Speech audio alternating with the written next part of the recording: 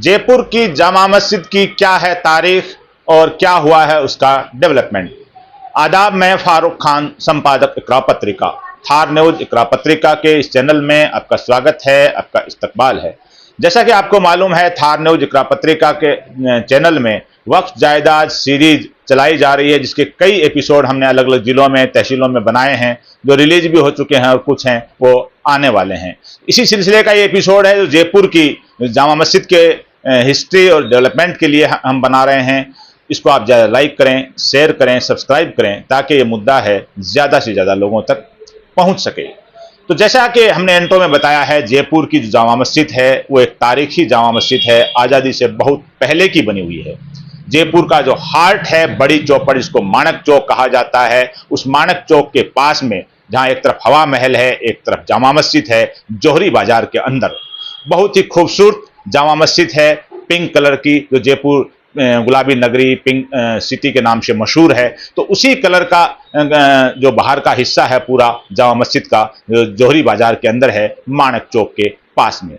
तो आज हम इसकी हिस्ट्री के ऊपर और इसके डेवलपमेंट के ऊपर बात करने के लिए हम जो इस जामा मस्जिद के सेक्रेटरी रहे हैं, अभी नहीं हैं, पूर्व सेक्रेटरी सैयद अनवर शाह साहब, जो 2002 से लेकर 2011 तक करीब 9 साल सेक्रेटरी रहे हैं। हम अनवर शाह साहब से पहले भी हम 20 साल पहले 2005 में हम मिले थे, और जयपुर की जो जामा मस्जिद है इसकी हिस्ट्री पर उस वक्त अखबार में एक आर्टिकल लिखा था। बड़ी खुशी की बात है, वो आर्टिकल इनकी टेबल के ऊपर 20 साल पुराना आर्टिकल है, वो रखा हुआ है, और उसकी भी बड़ी खुशी की बात है। उसमें जो चीज़ें लिखी हैं, बड़ी हिस्ट्री है जयपुर की जामा मस्जिद की। तो वो तमाम चीज़ें जो जानने के लिए, सुनने के लिए और लोगों को बताने के लिए हम यहाँ हाजिर हुए हैं कि जयपुर की जामा मस्जिद है वो कैसे बनी थी, इसका क्या स्ट्रगल रहा है, इसके डेवलपमेंट को लेकर के। तो शाह साहब, सबसे पहले तो आपका इस्तकबाल है, और ये अखबार आपने रख रखा है बहुत पुराना, 20 साल पुराना, ये भी एक खुशी की बात है। तो ये जामा मस्जिद अपनी जो बनी थी, तो इसकी शुरुआत से आप बताइए कि ये कब बनी थी, कौन से स्पेस में बनी थी, और क्या क्या इसमें डेवलपमेंट हुआ। मरहुमा रोशन बेगम जो थी, उस ज़माने के अंदर एक ख़ातून थी जो शमसी बरादरी, पंजाबी वसायती बरादरी से ताल्लुक़ रखती थी। उन्होंने 22,000 रुपये उस ज़माने के अंदर, जो आज के ज़माने में करोड़ों और अरबों रुपए के बराबर होते हैं, और मार्च 1867 ईस्वी में, गोया के आज से तकरीबन 158 साल पहले, उन्होंने वसीयत फरमाई। और उनके जो वरसा थे, इंतकाल के बाद उनके गुलाम मुहिउद्दीन और करीम बख्श नाम के उनके साहबजादे थे, करीम बख्श, इन दोनों ने मिलकर के 2 दुकानें, दुकान नंबर जो आज 162 और 163 नंबर पर है, वहाँ एक कुआं और 2 दुकानों के अंदर नमाज की शुरुआत हुई। और फिर ये सिलसिला चलता रहा 1875 तक। और फिर उसके बाद हालात इस तरह के बने कि कुछ मसाइल भी दरपेश हुए, लेकिन सिलसिला आगे गामज़न होता रहा।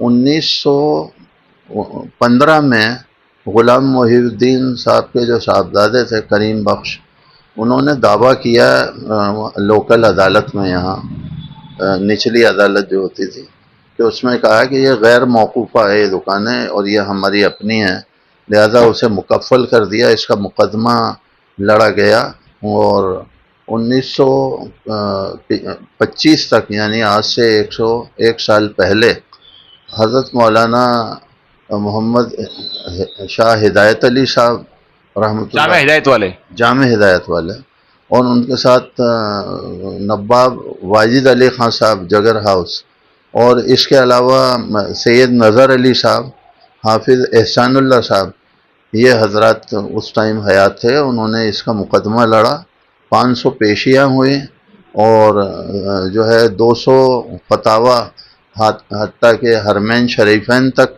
इसके फतावे लिए गए। और फिर अदालत आलिया, यानी उस ज़माने की जो हाई कोर्ट होती थी जयपुर स्टेट की, उसमें मुकदमा पेश किया गया। पहले तो लोकल अदालत में मुकदमा हार गए, लेकिन जो सीनियर और अदालत आलिया थी, यानी हाई कोर्ट जो था यहाँ का, उसमें अल्हम्दुलिल्लाह उनकी कोशिशों और मेहनतों से ये मस्जिद बाकी रही। आपका कहने का मतलब ये है कि जो आज़ादी से पहले जयपुर स्टेट थी, तो उसके अंदर जो निचली कोर्ट थी उसके अंदर इस मामले को लेकर के जामा मस्जिद का मुकदमा हार गए थे, और फिर इन जिन हजरात का आपने नाम लिया है उन लोगों ने इस मुकदमे को उस वक्त का जो जयपुर स्टेट का हाई कोर्ट था, जो उच्च न्यायालय या ऊपरी अदालत, उसके ऊपर मुकदमा लड़ा और वो उसमें जीत करके आए। जी हाँ, अल्हम्दुलिल्लाह। अल्लाह तबारक ताला उनको बेहतरीन जज़ाए खैर अता फरमाए, उनकी मग़फ़िरत फरमाए और उनके दर्जात को बुलंद फरमाए। वो बड़े मोहसिनीन हैं जयपुर के लिए कि उन्हीं की स्ट्रगल की वजह से, उनकी जद्दोजहद और कोशिश और मेहनतों की वजह से ये जामा मस्जिद का वजूद बाकी रहा। ये जो ऊपरी अदालत का जो फैसला कौन सी साल आया, आपको याद हो तो? ये गालिबन 1925 की बात है कि जब 100 साल हो गए आज। हाँ, 101 साल यानी सन 1924-25 में तब ये इसका वजूद बरकरार रहा। और फिर आगे जाकर के 1924 में मौलाना शाह हिदायत अली साहब रहमतुल्लाह अलैह की क़ियादत में एक वक्फ कमेटी तंजीम बनी और उसने आगे जाकर के मस्जिद की वसाइल को बढ़ाने में, पहली कमेटी बनी वो। जी हाँ, फिर उन्होंने बढ़ाने में मेहनत की और फिर बाकायदगी के साथ 1938 में एक बड़ा एजिटेशन चला ताकि इसका दरवाज़ा बड़ा तंग था, तो 1938 के अंदर एक कमेटी बनी 17 नवंबर 1938 को। फिर आगे जाकर के एक वाक़या पेश आया 27 नवंबर 1939 में कि यहाँ एक गोलीकांड हुआ, उसमें जो उस ज़माने का अंग्रेज़ जनरल था उसने फायर करने का हुक्म दिया। बहुत सारे जो नमाजी थे, जुमा का दिन था और सब कफन बांधे आए थे, तैयारी में थे कि दरवाज़ा दुकान में से निकाल के चौड़ा करेंगे, लिहाजा गोलियां चली और बहुत लोग जो हैं वो शहीद हुए। और उनकी 1939 में, हाँ 1939 में, और फिर उनकी कब्रें आज भी घाटगेट कब्रिस्तान में मौजूद हैं। उन्हीं की बरकत से फिर ये दरवाज़ा आगे बढ़ा और तरक्यात की तरफ ये गामज़न हुई और सिलसिला चलते चलते आज 158 साल अल्हम्दुलिल्लाह हो चुके हैं। फिर ये जो दरवाज़ा निकालने के बारे में आपने उस वक्त अखबार में भी लिखा था, बताया था कि भैरों सिंह जी की हुकूमत आई तो दरवाज़ा निकालने के मामले में पहली हुकूमत शायद 1977 का मामला था। ये भैरू सिंह जी शेखावत साहब जो राजस्थान के मुख्यमंत्री रहे उस ज़माने में अब्दुल हई शमीम साहब मरहूम, जो अभी हाल में ही चंद महीने पहले उनका विशाल हुआ है, वो हमारे उस्ताद मोहतरम भी थे।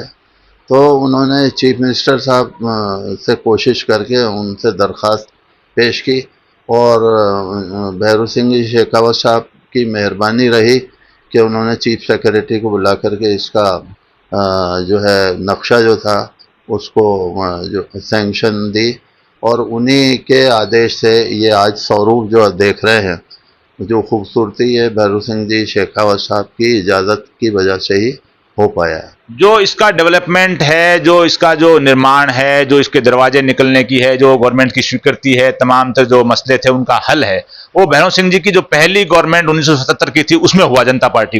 जी हाँ, जनता पार्टी उस ज़माने में थी और भैरू सिंह जी शेखावत साहब से मैं उपराष्ट्रपति बने तो मैं उनसे मुलाकात में ये बात उनसे अर्ज़ भी की।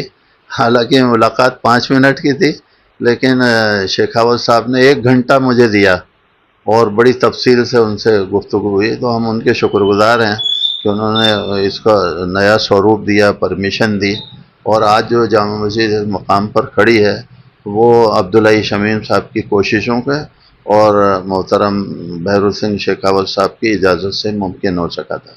ये भी एक बड़ी बात है कि आज जो मुल्क में जो हालात बने हुए हैं, जो सांप्रदायिक ध्रुवीकरण के, नफरत के हालात, और उसमें जाहिर सी बात है, इसमें ढकी और छुपी हुई बात नहीं है कि भाजपा के लीडर हैं, कुछ लीडर वो उसमें पेश रहते हैं।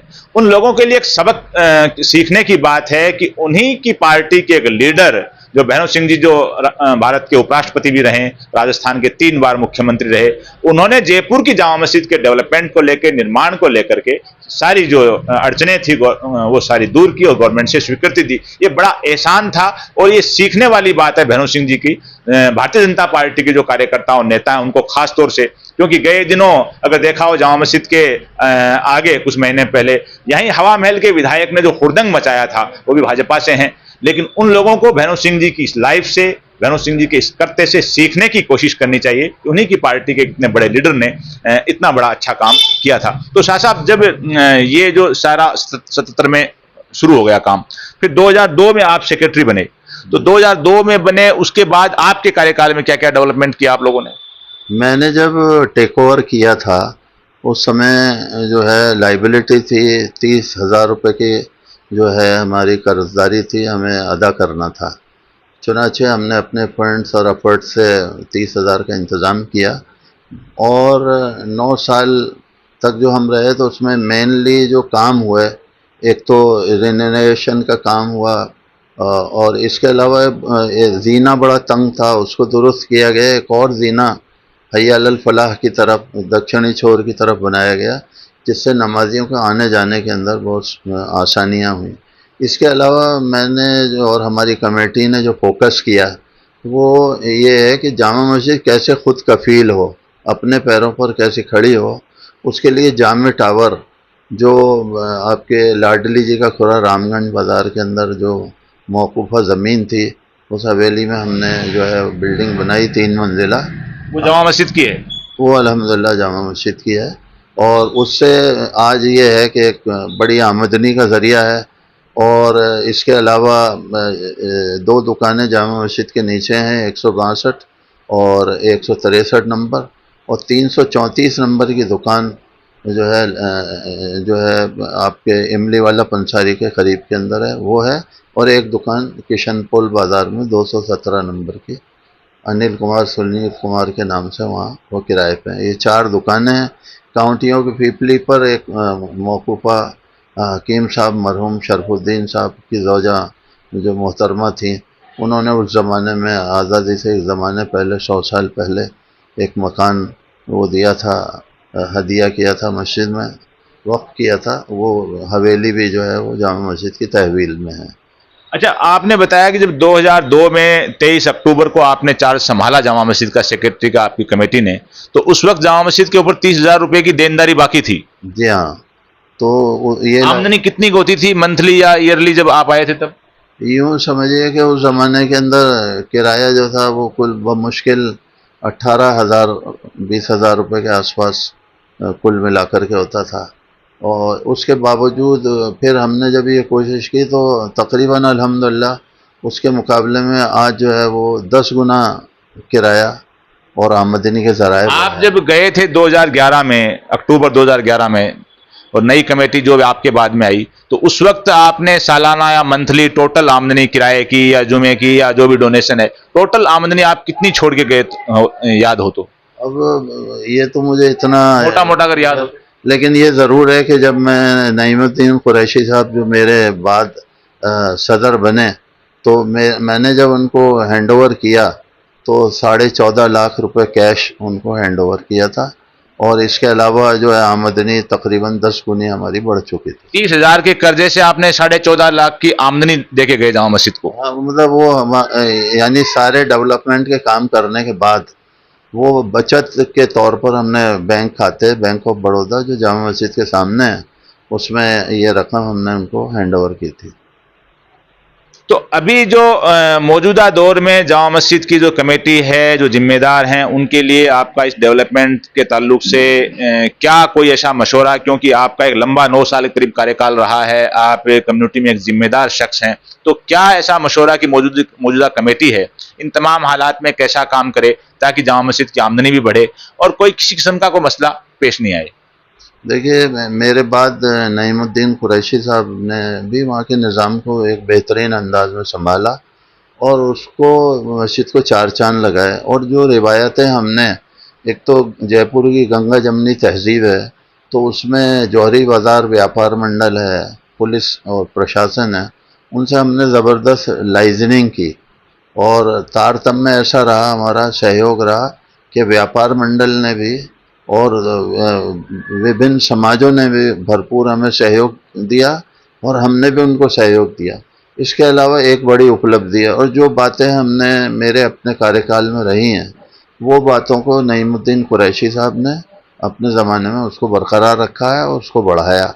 इसमें ख़ास तौर से जयपुर स्मार्ट सिटी का जो बजट था, उसमें जो गवर्नमेंट ने जामा मस्जिद के लिए भी सैंक्शन किया था, उसमें एक अच्छी बात ये रही मेरे बाद कि सोलर प्लांट जो है ऊपर छत पर लगाया गया और बहुत सारे काम अंदर जो है रंग रोगन के और ज़रूरियात के कराए गए, जिससे बिजली का जो खर्चा था बहुत बड़ा उस पर काबू पाया। एक बहुत बड़ी उपलब्धि। मौजूदा कमेटी के लिए कोई आपका मशवरा?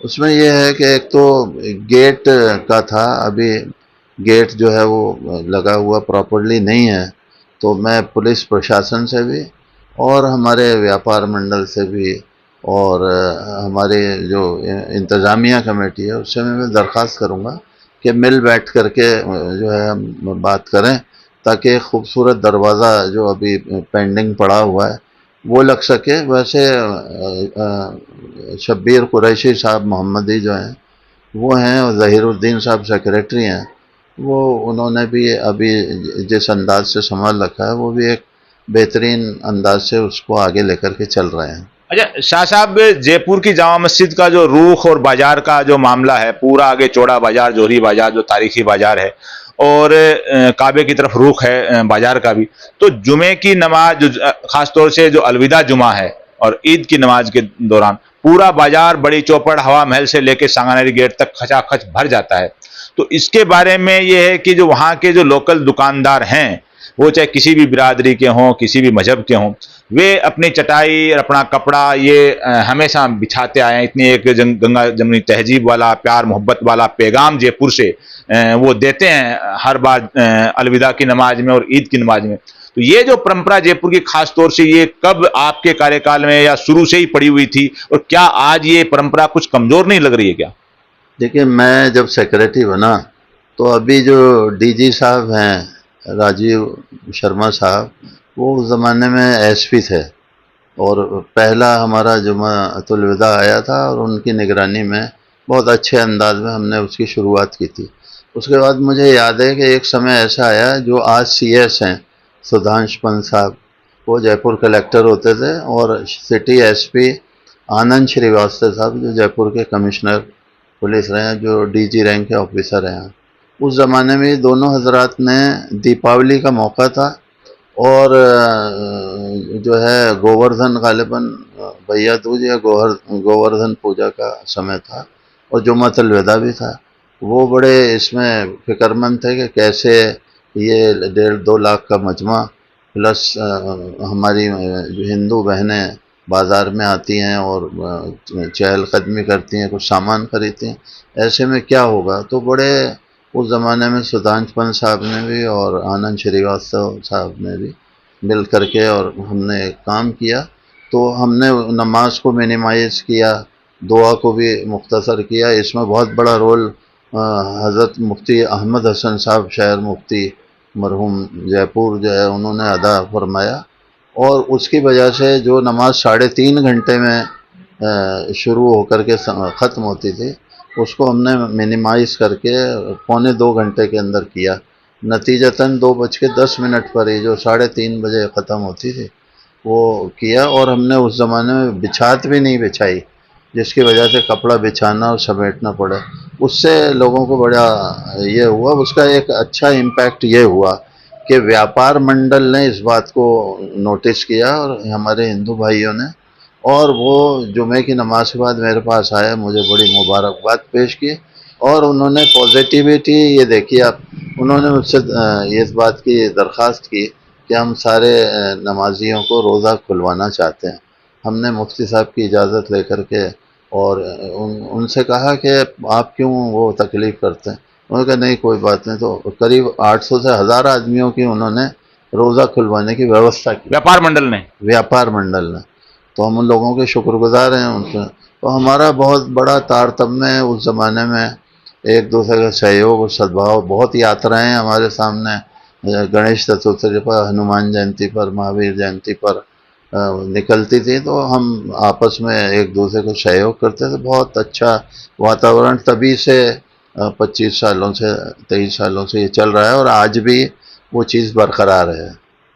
आज भी वो चीज़ बरकरार है, यानी जो लोग हैं, जो किसी भी मजहब के हों, किसी भी जात बिरादरी के हों, तो वो एक दूसरे का कोऑपरेट करें, एक दूसरे के जो त्यौहार हैं, एक दूसरे के जो भी पर्व मनाए जाएं और खुद का भी मनाएं, दूसरे का भी ख्याल रखें, तो कोई झगड़ा या कोई मसला पैदा नहीं होता है। मसला वहीं पैदा होता है जब आदमी अड़ जाता है कि मैं तो ऐसे ही करूँगा और मैंने कर दिया वही सही है, तब मसले बढ़ते हैं। तो बड़ी बारीकी से सारी बातें बताइए और जयपुर की जो गंगा जमनी तहजीब की जो जितनी तारीफ़ की जाए वो जामा मस्जिद के बाहर जो अलविदा जुमा और ईद के दौरान देखने को मिलती है कि वहाँ तमाम तर जो लोग हैं जो किसी भी मजहब और किसी भी जात बिरादरी के हों, वो सब एक दूसरे का सहयोग करते हैं और शाह साहब ने पूरा विस्तार से इस बारे में बताया है। हम जो वक्फ जायदाद से मुतालिक और एपिसोड कहाँ कहाँ बनाएं, इसके लिए आप अपने विचार हैं कमेंट बॉक्स में व्यक्त कर सकते हैं। ये एपिसोड हमारा कैसा लगा, इसके अंदर क्या चीज़ सही थी, क्या गलत थी, उसके बारे में भी आप अपने विचार व्यक्त कर सकते हैं। आज के इस एपिसोड में बस इतना ही। जय हिंद, जय भारत।